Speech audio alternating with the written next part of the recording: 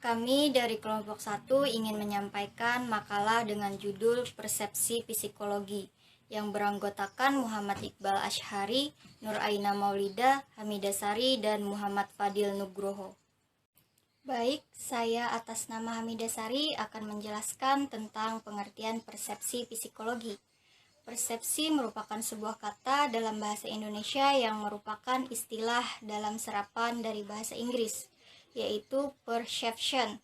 Kata perception sendiri berasal dari bahasa Latin, yaitu percepto dan percepio, yang berarti pengaturan identifikasi dan penerjemahan dari informasi yang diterima melalui panca indera manusia dengan tujuan untuk mendapatkan pengertian dan pemahaman akan lingkungan sekitar.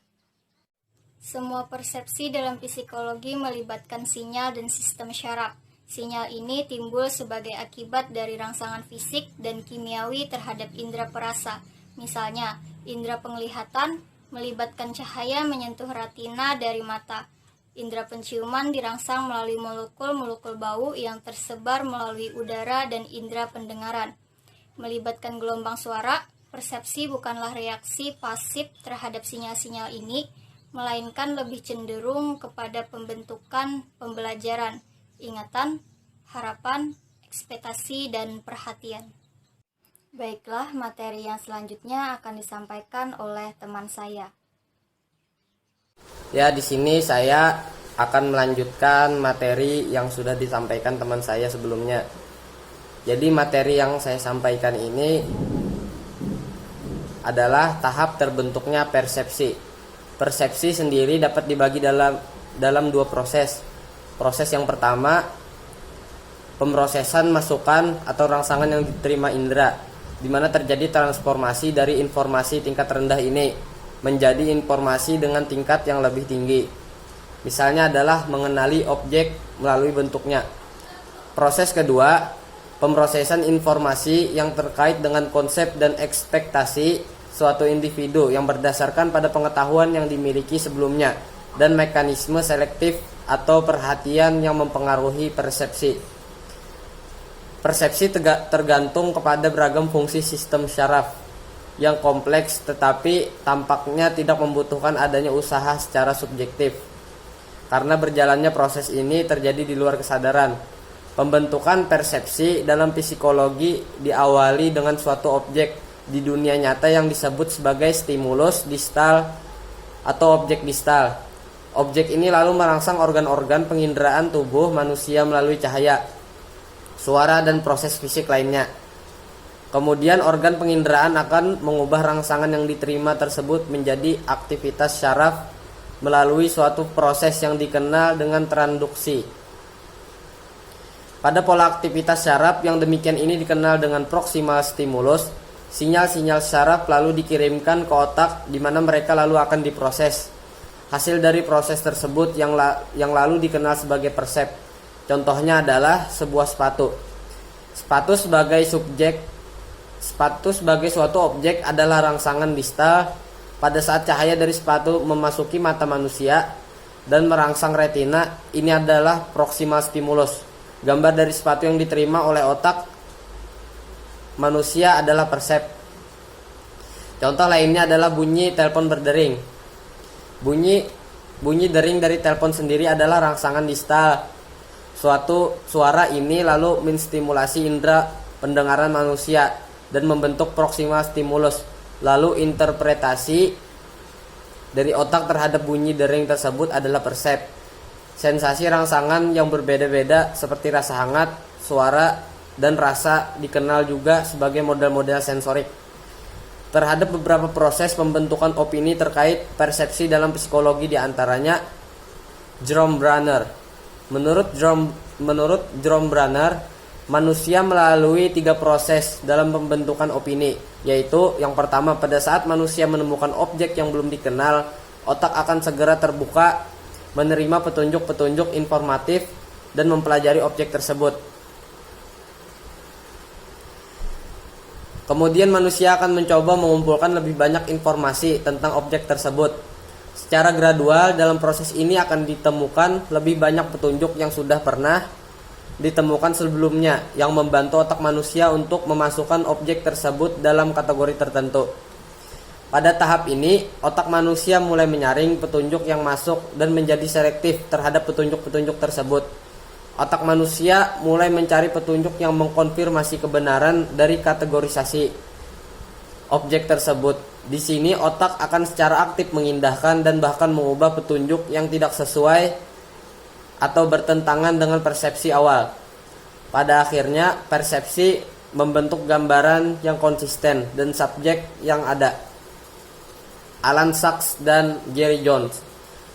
Menurut Alan Sachs dan Gary Jones, ada 3 komponen dari persepsi komponen tersebut, yaitu yang pertama perceiver, yaitu individu yang membentuk persepsi terhadap suatu objek. Ada 3 faktor yang dapat mempengaruhi persepsi dari individu ini, yaitu motivasi, pengalaman, dan kondisi emosional. Yang kedua, target merupakan objek dari persepsi yang dibentuk oleh individu. Situasi juga merupakan komponen yang sangat mempengaruhi persepsi. Karena dengan situasi yang berbeda, persepsi terhadap target yang sama dari perceiver yang sama mungkin akan sangat berbeda. Ya, mungkin itu saja materi yang dapat saya sampaikan. Mungkin materi selanjutnya akan disampaikan atau dilanjutkan oleh teman saya. Saya di sini akan melanjutkan materi yang sudah dibawakan oleh teman saya. Teori persepsi. 1. Persepsi sebagai persepsi langsung. Teori kognitif dari persepsi memiliki asumsi adanya kekurangan dari stimulus yang didapat. Dengan demikian, maka dipercaya bahwa rangsangan semata tidak cukup untuk menyediakan deskripsi dan gambaran yang unik dari dunia. Sebelum rangsangan ini dapat diinterpretasikan, rangsangan harus diperkaya terlebih dahulu, dan ini merupakan peranan dari model mental. James Gibson mengemukakan pendapat perseptual esologi yang menolak perlunya stimulus untuk diperkaya terlebih dahulu. Sebagai gantinya, Gibson menyelidiki informasi yang apa sebenarnya diberikan kepada sistem persepsi. Teori Gibson sendiri mengasumsikan adanya keberadaan yang stabil, tidak terikat, dan stimulus informasi yang permanen dalam pandangan optik. Selanjutnya adalah anggapan bahwa sistem visual dapat mengeksplorasi dan mendeteksi informasi ini. Dalam teori ini dapat dilihat bahwa rangsangan yang diterima merupakan informasi dan bukan suatu sensasi. Paradigma yang dibuat oleh Gibson membuat ia dan para ahli psikologi yang bekerja dengan paradigma ini membuat rincian detail mengenai cara bagaimana dunia dapat dibagi secara lebih spesifik dan mengeksplorasi organisme melalui proyeksi informasi tentang dunia dalam bentuk energi. Spesifikasi merupakan pemetaan 1:1 dari berbagai aspek dalam dunia ke dalam beragam persepsi. Dengan pemetaan yang demikian, maka proses pemerkayaan terhadap rangsangan tidak lagi diperlukan dalam persepsi pandangan yang langsung. 2. Persepsi dalam tindakan. Sebuah pengertian ekologikal dari persepsi didapatkan dari karya awal Gibson, yaitu persepsi dalam bertindak yang memandang persepsi sebagai suatu keharusan atau tindakan yang hidup. Dengan demikian, tanpa persepsi, tindakan akan menjadi tidak terarah dan tidak memiliki suatu tujuan. Tindakan yang hidup membutuhkan 2 hal, yaitu persepsi dan gerakan. Persepsi dan gerakan dapat dianggap sebagai 2 sisi mata uang logam, di mana uang logam tersebut sedang mendapatkan tindakan. Asumsi-asumsi yang terbentuk dari hasil karya Gibson merupakan suatu entitas tunggal yang ia sebut sebagai invariance yang telah ada di dunia nyata, dan bahwa hal yang dilakukan dalam proses pembentukan persepsi hanyalah diarahkan pada mereka. Pandangan lainnya yang disebut konstruktivisme yang dianut oleh filsuf seperti Ernst von Glaserfeld menganggap bahwa proses penyesuaian secara terus-menerus dari persepsi dan tindakan terhadap rangsangan eksternal adalah persis seperti apa yang membentuk entitas tersebut. Oleh sebab itu, jauh dari tidak bervariasi. Glaserfeld menganggap bahwa invariance sebagai target yang dituju dan kebutuhan pragmatis untuk membolehkan suatu ukuran awal dari pengertian harus diadakan sebelum adanya pembaharuan dari pernyataan yang dituju untuk dicapai. Invariance ini tidak perlu dan bukan merupakan suatu hal yang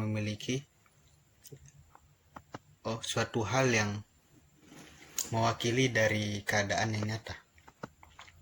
Glaserfeld menjabarkan bahwa sangatlah tidak mungkin hal-hal yang diinginkan atau diikuti oleh organisme akan berubah seiring dengan perubahan waktu. Teori pembangunan sosial ini karena menekankan pada evolusi dan penyesuaian sesuai dengan kebutuhan. Teori matematis yang berdasarkan pada pandangan ini telah diterapkan dan diselidiki dalam bentuk terhadap pergerakan yang terkontrol dan sudah digambarkan dalam banyak spesies dari organisme-organisme dengan menggunakan teori general. Menurut teori ini, tahu dari informasi dan informasi waktu ke waktu tujuannya merupakan sebuah hal yang menjadi landasan dalam persepsi dalam persepsi. 3. Psikologi evolusi dan persepsi. Banyak dari para filsuf seperti Jerry Fowler menulis bahwa tujuan dari persepsi sebenarnya adalah ilmu pengetahuan. Para psikolog yang memegang prinsip ini meyakini bahwa tujuan utama dari persepsi adalah untuk menjadi panduan dari tindakan. Contohnya adalah, menurut para psikolog ini, kedalaman suatu persepsi tampaknya telah berubah menjadi tidak hanya membantu kita untuk mengetahui jarak dari suatu objek ke objek lainnya, tetapi juga untuk membantu kita bergerak di dalam ruangan. Para psikolog evolusi mengatakan segala jenis makhluk dari kepiting sampai manusia menggunakan penglihatan untuk menghindari tumbukan. Hal ini menyarankan bahwa pandangan pada dasarnya adalah merupakan panduan dari tindakan dan bukan hanya untuk menyediakan pengetahuan. Membangun dan memelihara organ pengindra menggunakan banyak energi dari metabolisme.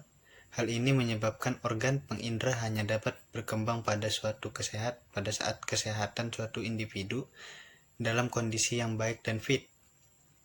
Lebih dari separuh bagian dari otak dipergunakan untuk melakukan pemrosesan dari informasi indrawi, dan otak sendiri menggunakan sekitar seperempat bagian dari sumber daya metabolis tubuh. Oleh sebab itu, penginderaan haruslah memberikan keuntungan yang luar biasa bagi kesehatan. Persepsi secara akuratnya mencerminkan dunia dan makhluk hidup akan mendapatkan informasi yang akurat dan berguna melalui penginderaan mereka. Para ilmuwan yang mempelajari persepsi dan sensasi telah lama mengerti tentang adaptasi dan indera dari manusia. Kedalaman persepsi terdiri dari pemrosesan lebih dari setengah petunjuk yang berasal dari penglihatan, masing-masing dengan berdasarkan pada hal yang biasa terdapat dalam dunia fisik sendiri. Penglihatan berevolusi menjadi tanggap terhadap energi elektromagnet, gelombang pendek yang banyak terdapat di sekitar dan tidak menembus objek. Gelombang suara menghasilkan informasi yang berguna mengenai sumbernya, dan jarak terhadap objek dengan hewan yang lebih besar menghasilkan dan mendengarkan suara dengan frekuensi yang lebih rendah, dan hewan yang lebih kecil membuat dan mendengarkan frekuensi yang lebih tinggi. Rasa dan bau sendiri merupakan tanggapan terhadap zat kimia dalam lingkungan yang memiliki pengaruh yang besar terhadap kesehatan dan kemampuan adaptasi dalam evolusi. Indera perasa sentuhan merupakan indera yang sebetulnya terdiri dari banyak macam, misalnya tekanan panas, dingin, dan rasa sakit. Rasa sakit memang tidak menyenangkan, namun rasa sakit sendiri sebetulnya bersifat adaptif. Artinya, indera perangsang manusia secara perlahan-lahan akan menjadi berkurang atau bertambah. Sensitivitas terhadap sebuah rangsangan, misalnya adalah salah satu mata kita, akan menjadi lebih sensitif atau kurang sensitif terhadap pencahayaan yang redup atau cahaya yang terang.